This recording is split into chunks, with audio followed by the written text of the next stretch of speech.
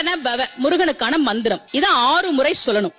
இப்ப சாவ தூக்கி பின்னாடி போட்டீங்கன்னா ரவண பவச, அத 6 முறை சொல்லணும். இப்ப ராவ தூக்கி பின்னாடி போட்டா வனப வசர, வாவ தூக்கி பின்னாடி போட்டா நபவ சரவ, இப்ப நாவ தூக்கி பின்னாடி போட்டா பவ சரவண, பாவ தூக்கி பின்னாடி போட்டா வசர வனப. ஒன்னொன்னையும் 6 முறை சொன்னா 6 × 6 36 வரும்.